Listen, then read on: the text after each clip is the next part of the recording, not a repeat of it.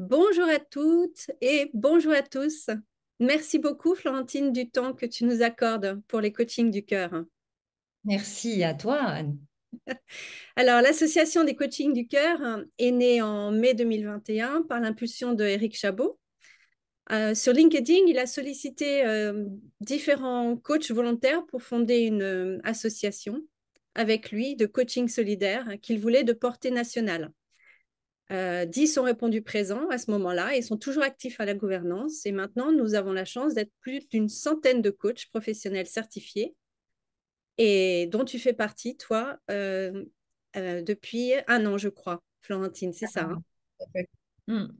Est-ce que tu pourrais nous dire la raison pour laquelle tu t'es engagée dans l'association et ce que cela t'a apporté? Tout d'abord, c'était une envie de partager mon savoir et si ça pouvait être, enfin mon savoir, ma pratique, si ça pouvait aider des personnes qui sont dans le besoin, parce que c'est vraiment une profession qui est très solide et qui est très aidante. Et je crois qu'on est dans une société où les personnes rencontrent de plus en plus de difficultés. Donc, l'idée de départ, elle était là et en fait, ça a été beaucoup plus grand que ça parce que là maintenant, le fait de pouvoir participer à des webinaires, de pouvoir participer à des supervisions qui enrichissent notre pratique, de participer à une communauté aussi de belles personnes qui écrivent aussi des articles sur le coaching qui sont hyper intéressantes, finalement. C'est gagnant-gagnant sur toute la ligne. Et même si j'ai pas encore accompagné de coacher pour le moment. Mais ça viendra, c'est sûr. Ben, merci justement que tu nous aides encore en contribuant à nous accorder ce webinaire dont le thème est le cheval, médiateur des relations humaines.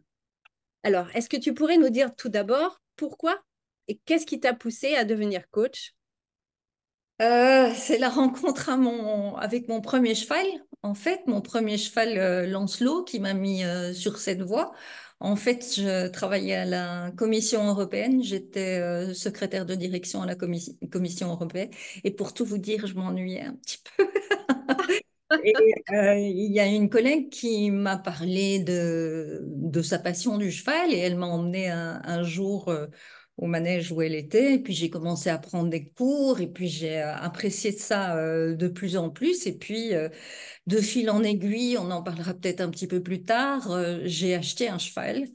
Et puis j'ai eu beaucoup de difficultés avec ce cheval et j'ai commencé à me former et dans les formations, j'ai croisé d'autres personnes, dont des personnes qui m'ont mis des livres dans les mains, dont un livre de Linda Kohanov, et je me suis rendu compte que les problèmes relationnels que j'avais, en fait, provenaient de difficultés beaucoup plus lointaines, qui relevaient pourtant de thérapies que j'avais faites. Et le cheval a un côté soignant, guérisseur, et aux États-Unis, en fait, le coaching avec les chevaux était à l'époque déjà développé 10 ans auparavant. Et donc, en fait, j'ai voulu me former moi-même.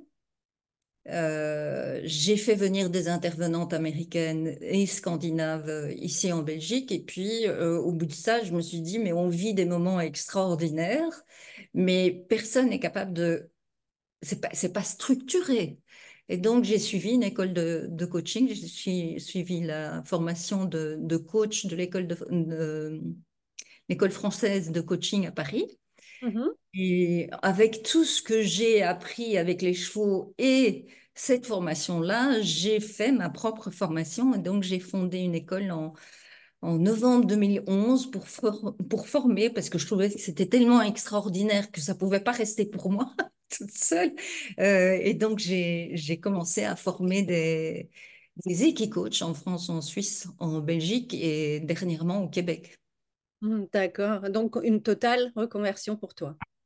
Complètement, oui, oui, oui, parce que en fait, comme assistante de direction à la Commission européenne, on n'était plus du tout dans la même chose. C'était vraiment un changement de carrière et rentrer aussi dans l'entrepreneuriat. Donc, ça veut dire apprendre à construire des business plans, savoir comment faire du marketing, apprendre à vendre ses services, mais pas à se vendre et se perdre aussi, parce que c'est tout un art. Mais les chevaux apprennent ça aussi. Ils nous enseignent l'assertivité, ils nous enseignent tellement de choses. Et en fait, au bout de 10 ans, j'ai décidé d'écrire un livre qui s'appelle Révéler votre leadership avec l'Equi-Coaching, qui a été édité par la maison Edipro dans la catégorie ressources humaines, parce que j'avais envie de témoigner de ma vision de l'Equi-Coaching où le cheval n'est pas un outil, mais un collègue réellement. Incroyable, ouais.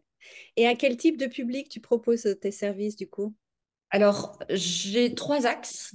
Le premier, c'est que j'accompagne les propriétaires et les cavaliers à rentrer en lien avec leurs chevaux parce que je ne crois pas que grimper sur le dos de leurs chevaux est la meilleure manière de faire connaissance. Parce qu'on arrive très vite à des conflits, parce qu'on aimerait bien rester sur le dos du cheval, mais si le cheval n'est pas d'accord, c'est souvent lui qui gagne. Et donc, on approche en fait très souvent par la technique plus que par le cœur.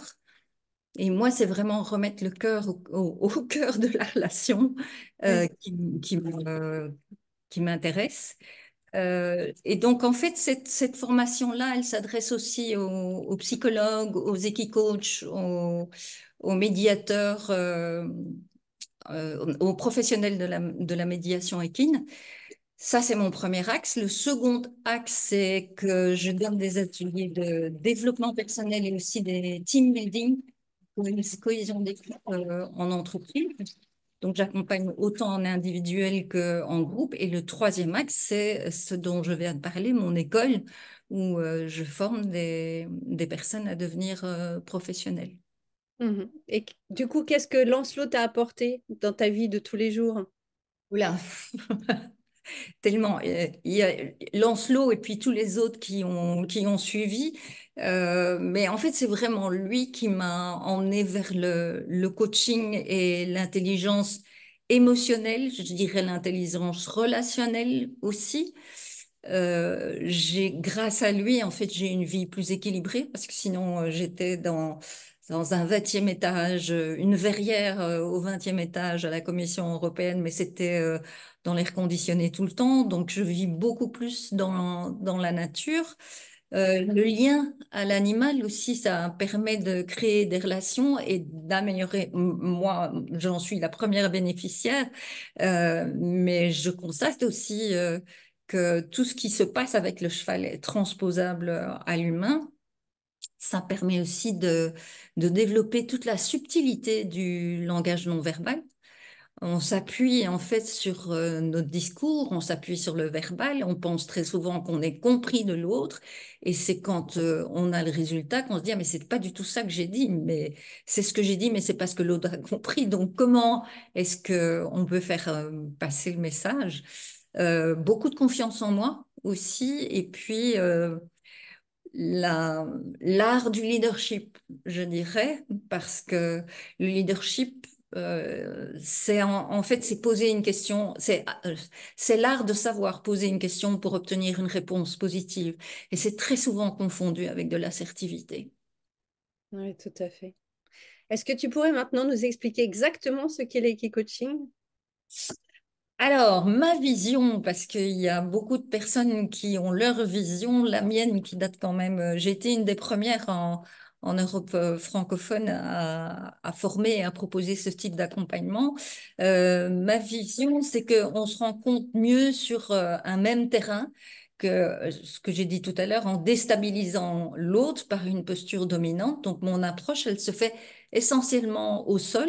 Donc, si on monte sur le dos du cheval, on est constamment dans la demande. Mm. déjà la demande qu'il arrête, qu'il accepte de nous garder là-haut, parce qu'on lui confie notre corps quelque part. Et si la confiance est vacillante, eh bien, une fois qu'on est sur son dos, le voyage va être compliqué. Ou alors, on doit avoir un cheval qui est très soumis et qui a oublié son propre pouvoir d'expression. Par contre, s'il est sous stress, il va retrouver, il sera en survie et ce sera toujours lui d'abord. Donc, je trouve que c'est pas la meilleure manière de se rencontrer. Donc c'est vraiment au sol. Donc quand on le rencontre sur le même pied, euh, là on est dans l'authenticité. Ça nous permet aussi de pouvoir contacter notre vulnérabilité, qui est finalement une émotion mal aimée, mais qui est tellement de cadeaux. C'est juste extraordinaire. Donc dans la rencontre aussi avec les chevaux, tous les masques tombent. Parce que si on veut, on se prend pour un cow-boy, par exemple, on vient avec un chapeau, des Santiago et la chemise à franges, euh, mais le cheval, il sait très bien qu'on n'est pas du tout un cow-boy parce qu'il va tout de suite voir en fait ce qui se passe à l'intérieur de nous, simplement par la cohérence cardiaque, parce qu'ils ont une lecture des battements de notre cœur, ils ont aussi une lecture de l'intention qui est vraiment importante pour eux, parce que c'est ce qui leur a permis de rester en vie et de rester à nos côtés aussi depuis tellement d'années. Et j'ai Ouais. envie de vous partager en fait ce que moi, comme, pour bien comprendre en fait en quoi consiste l'equi-coaching, de vous donner un exemple de ce qui moi m'est arrivé dans ma formation. Quand je suis allée en Finlande, je venais juste de terminer une formation où on était précisément dans la demande au cheval et que le cheval devait obéir. Et donc, on devait d'abord aller choisir un cheval dans un troupeau. Le lendemain, on avait une séance avec le cheval, mais je ne savais pas du tout ce qui allait nous attendre, ce qui nous attendait. Et l'instructrice nous dit, voilà, ton cheval est là, vas-y pour ta séance. Mais aucune instruction. Et du coup, forte de mes nouveaux savoirs, je veux faire bouger la jument, la faire passer sur des barres, la faire sauter un truc. Elle n'a pas bougé une oreille. Elle est restée de marbre. Et là, tout d'un coup, il y a un truc terrible je me suis effondrée en larmes. Je me suis assise sur un petit plot en plastique jaune qui était là. Et en fait, j'ai recontacté un souvenir de quand j'étais toute petite, quand j'avais 2 ans, où ma mère était partie, elle est partie en vacances, elle est partie un mois en vacances. Mais à 2 ans, on n'a aucune notion du temps. Pour moi, j'avais perdu ma maman. Et en fait, quand elle est revenue, il y a un truc qui n'a pas fait un clic. Bon, il y a eu quelques années de psychanalyse là derrière après, mais elle m'a fait, quand elle m'a vue, je lui ai dit bonjour madame et elle m'a fait, mais enfin, je suis ta mère. Et en fait, en recontactant ce souvenir-là, je me suis effondrée en larmes et là, la jument s'est déplacée. Elle est venue mettre son poitrail contre mon oreille et avec sa tête, elle a plaqué ma tête contre son poitrail. J'entendais son cœur. En fait, quelque part, elle faisait le geste, ce geste réparateur que ma mère n'avait pas fait quand j'étais petite.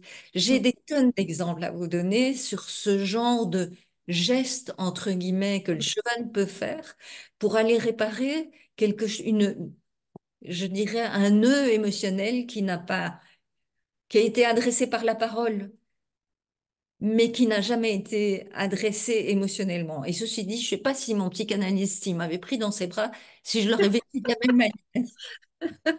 C'est une belle histoire, vraiment une belle histoire. Alors, explique-nous, est-ce qu'il faut vraiment aimer les chevaux, être cavalier pour faire de l'équicoaching ou pas? Absolument pas. Et je vais vous donner un exemple qui est très très parlant. C'est une manager qui est venue à un de mes stages, qui avait eu des chevaux, qui avait une ferme et qui s'est positionnée en sachante, en enseignante. Et Mm. personne ne lui avait rien demandé, mais elle a expliqué tout ce qu'elle connaissait aux différentes participantes qui étaient là, et notamment ne passer jamais derrière un cheval, c'est hyper dangereux et tout. Et à un moment donné, elle est dans la piste avec ma jument, Je lui propose de faire un exercice et ma jument tout doucement recule et elle la poursuit presque en marche arrière. Et je la vois blêmir et puis slalomer pour éviter. Et en fait, quand on ne connaît pas, quand on ne se connecte pas à son ressenti et qu'on est dans une connaissance technique, on passe à côté de l'essentiel. Parce que ce qu'elle ne sait pas, ce qu'elle ne savait pas, c'est que ma jument, pour elle, c'est un signe d'amitié. Elle va en marche arrière, elle présente ses fesses, juste pour dire, si tu me les grattes, on est copines. Ah, incroyable. Voilà, on peut avoir un savoir énorme, mais ça ne sert à rien si on n'est pas dans le ressenti. Donc, il faut rien connaître du cheval. On est vraiment dans la... En fait, tout se passe dans la rencontre. Je crois que c'est le titre d'un livre et c'est exactement ça. Oui, tout à fait. C'est vraiment impressionnant d'entendre tout ça. Est-ce que tu peux peut-être nous dire on peut apprendre au contact d'un cheval de façon plus précise encore? Je crois que ce qu'on apprend, c'est vraiment notre petite voix intérieure, se connaître vraiment, tout ce qui émane de nous. Je crois qu'on n'a pas trop conscience, en fait, de qui on est, Hmm. verbalement, émotionnellement, énergétiquement. Il y a tellement de dimensions. Euh, et on apprend aussi surtout à vivre et ressentir nos émotions plutôt que d'essayer de les masquer ou de les gérer. Moi, j'entends tout le temps de parler. On ne gère pas une émotion, on l'écoute et on la vit. Et l'émotion, c'est extrêmement précieux. Elle a un message à nous délivrer. Donc, si on fait non, non, non, non, ça devient une cocotte minute et à un moment donné, ça explose. Et ça nous apprend aussi à accepter notre intuition, à écouter notre intuition, Mhm. notre boussole intérieure. Et qu'est-ce qui le rend si particulier, ce cheval, en fait? Pourquoi Alors, ce cheval? euh, ce qui est grand en particulier, c'est que c'est une proie. Alors ça, je vais donner un petit cours, peut-être que vous le savez, mais je vais vous donner un petit cours comme ça, vite fait. Nous sommes des prédateurs, on a les yeux en face des trous, c'est bien le cas de le dire, mais on a les yeux sur la face. Et on est dans un objectif. On veut aller quelque part, on veut atteindre quelque chose. C'est instinctif, on ne sait pas faire autrement. Mhm. Les chevaux, ce sont des proies, ils ont les yeux sur les côtés, ce qui leur permet d'avoir une vision beaucoup plus large. En coaching, on parle de vision à 360 degrés, mais le fait d'avoir cette vision-là, ça leur permet en fait de voir s'il y a un chemin par lequel ils peuvent s'échapper. Et donc, cette sensibilité-là, elle nous est très précieuse parce que c'est ce qui nous permet de pouvoir connecter cette subtilité. Oui, je comprends. Mhm. Et donc, on pourrait faire, par exemple, du coaching avec d'autres animaux? Oui, oui, oui et non. Ça dépend. En fait, on peut le faire avec des dauphins, mais c'est moins facile. On peut le faire avec des vaches, mais c'est moins glamour. Oui. Et alors, on le fait, on fait de la médiation avec des chiens, par exemple. Mais le danger du chien, c'est qu'il est prédateur comme nous. Et donc, ses réactions sont instinctivement fort proches des nôtres. Et donc, Mhm. il y a cette subtilité de la proie qui ne va pas se retrouver dans la compagnie. Il y aura autre chose. Mhm. Il y aura autre chose, mais ce ne sera pas de la même manière. Et est-ce que tu peux faire ça avec n'importe quel cheval? Hmm. Alors, non. Euh, enfin, je sais qu'il y a des coachs qui disent qu'on peut. Pour moi, c'est vraiment aller chercher un cheval de boxe et lui demander de rencontrer un humain qui lui-même est pas très bien. C'est pas juste. J'ai certaines de mes élèves qui ont voulu aller voir à la concurrence comment ça se passait et qui se sont retrouvées dans un rond de longe avec une jument debout en train de cabrer parce qu'elle était trop en stress et voilà, c'était trop compliqué. Moi, je travaille avec mes propres chevaux parce que pour moi, c'est la garantie du contrat de confiance. Mhm. Ils savent que je vais jamais les mettre dans des situations difficiles. Ouais. que s'il y a un problème, je serai là pour gérer. Et deux de mes chevaux, euh, j'ai acquis, mais elle est plus là de nos jours. Mais j'avais fait l'acquisition d'une jument d'un certain âge qui avait vécu en boxe, qui avait été maltraitée par des enfants. Oui, ça existe. Et quand elle est arrivée chez moi, elle était tellement mal que je lui ai dit, ma grande, tu fais comme tu veux. Si un jour tu veux, tu coacheras, mais je ne vais pas t'obliger à ça. Et donc, elle était quand même dans le troupeau, mais quand moi j'arrivais avec mon troupeau d'humains, elle partait systématiquement. Elle couchait les oreilles, elle foyait de la queue et elle partait en trottinant en disant non, c'est pas pour moi. 4 ans. Mais pendant 4 ans, je me suis rendu compte qu'elle était tout le temps en train d'observer ce qui se passait. Et puis, il n'y a pas de secret, j'ai accompagné une jeune fille qui avait 15 ans, qui en paraissait 11 et qui était maltraitée par ses camarades de classe, comme quoi, quand elle a vu cette gamine rentrer, elle a levé l'encolure et j'ai su Wow. que c'était pour elle. À Wow. partir de là, elle a donné, mais avec une générosité. J'ai dû même parfois l'empêcher d'aller coacher parce qu'elle mettait sa santé en danger. Mm. Une très très belle histoire, ça. Alors dis-moi, comment est-ce que l'on peut devenir Equicoach? Alors, ce sont souvent des longues prises de conscience. Moi, ce qui m'est arrivé, c'est que quand j'ai fait l'acquisition de Lancelot, c'était un ancien un cheval réformé des courses. Et, et en fait, quand il est arrivé dans les écuries, il était tout joyeux. Et puis, au bout de quelques mois, ben, il s'est éteint. Et puis, le propriétaire des écuries m'a dit, bah, s'il continue comme ça, je vais m'en débarrasser. Et je vous ai dit, hein, je m'ennuyais un peu. Donc, j'avais l'impression qu'il était comme moi quand je suis rentrée à la Commission européenne, pleine d'utopie. On va rencontrer plein de gens, ça va être génial. Et puis finalement, j'étais dans ma petite tour de verre avec ma routine et c'était moins drôle. J'ai vraiment fait un parallèle. Et bon, pour faire bref, je l'ai acheté. Il n'était pas content. Moi, je m'attendais à ce qu'il dise, ouais, pas du tout, pas du tout. Il m'a embarqué un jour. Et alors, on était dans une augmentation de moyens de coercition. Et il y a beaucoup de personnes qui auraient revendu le cheval. Et je me suis dit, mais au plus j'essaye d'être sympa, au moins lui, il est sympa. Donc, qu'est-ce qui se passe? Et c'est à partir de là, en fait, que j'ai cherché à comprendre pourquoi, quels étaient ses besoins qui n'étaient pas rencontrés. Et donc, Mm. je l'ai déménagé d'écurie. Je l'ai mis dans une écurie où il avait accès à une prairie, où en fait, il voyait tout, parce que l'écurie où il était avant, il était enfermé. Il avait juste une petite fenêtre comme ça pour voir dans le couloir, mais il voyait que celui d'en face, et puis c'était tout. Le reste, c'était des murs en béton. Et là, il était dans une écurie où il voyait tous les autres.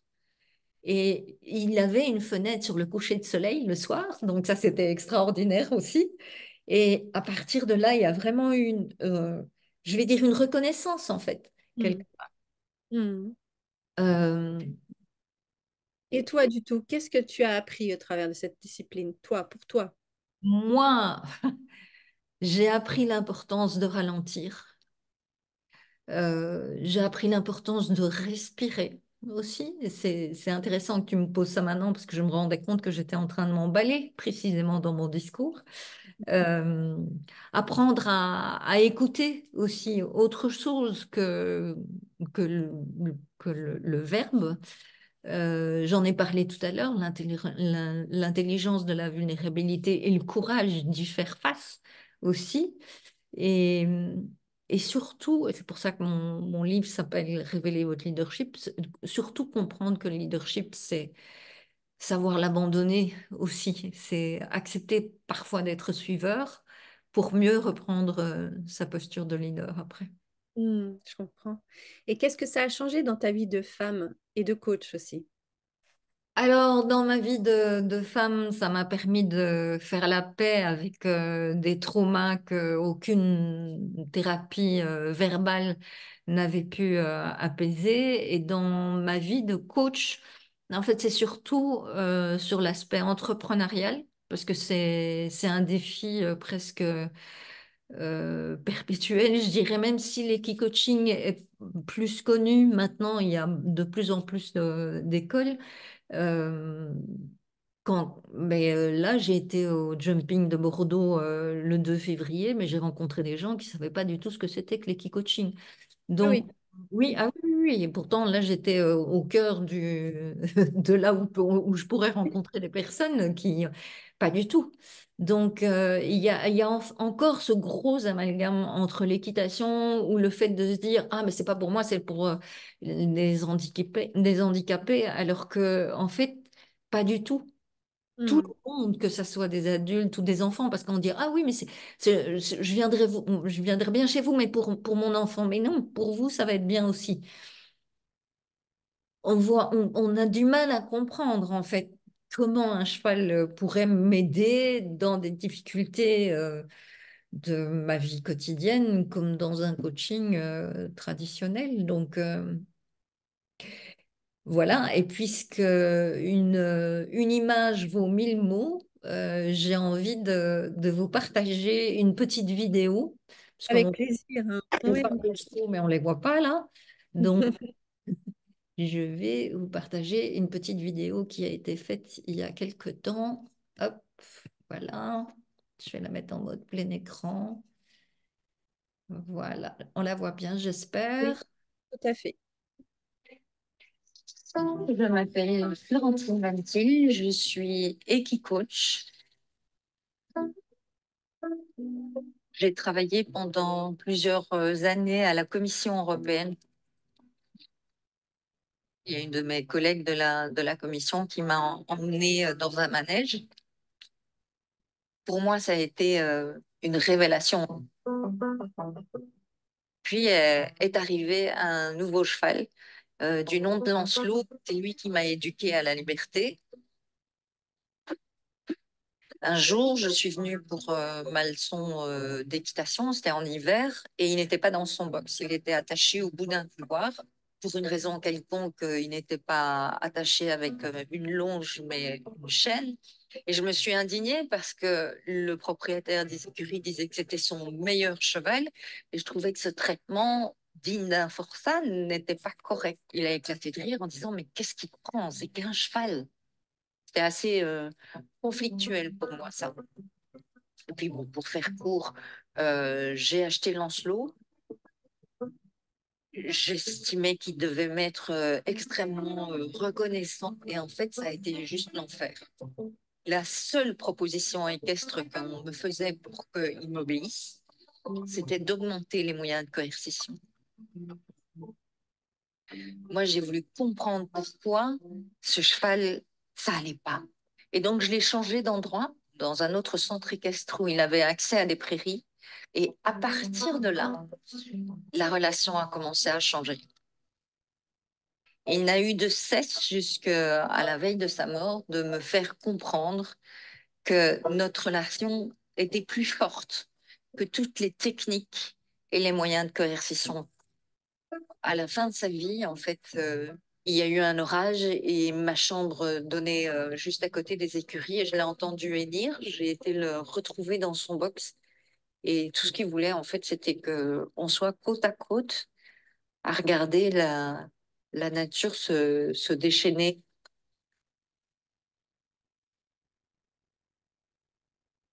Florentine? L'être humain est dans l'obligation de résultat et dans la notion de réussite, très souvent dans la notion de compétition. Alors que le cheval, qui est un animal fondamentalement relationnel, tout ce qu'il veut, c'est faire plaisir, être dans le relationnel. Si on retire les outils de coercition et qu'il est libre, il va nous dire quand nous ne sommes pas justes dans notre expression, il va nous permettre de découvrir comment on peut communiquer de manière juste, plus lente, mais plus à l'écoute de l'autre aussi. L'équi-coaching demande une posture beaucoup plus fine parce qu'il y a une lecture du cheval en dehors de la coercition, en dehors de l'abomination, qui fait l'objet d'une formation spécifique. Les chevaux n'ont pas de verbe, ils n'ont pas de grammaire, ils n'ont pas de mots pour s'exprimer. Les chevaux s'expriment par le mouvement. Si cette forme de communication est empêchée par la coercition, le cheval ne peut pas s'exprimer. Pour moi, ce qui est capital, c'est comprendre la subtilité du cheval. On a à peine effleuré la surface de cette subtilité et pour moi, c'est vraiment ça qui compte parce que c'est là où on est juste. C'est là où on est dans la compétence relationnelle et dans l'essence de la relation.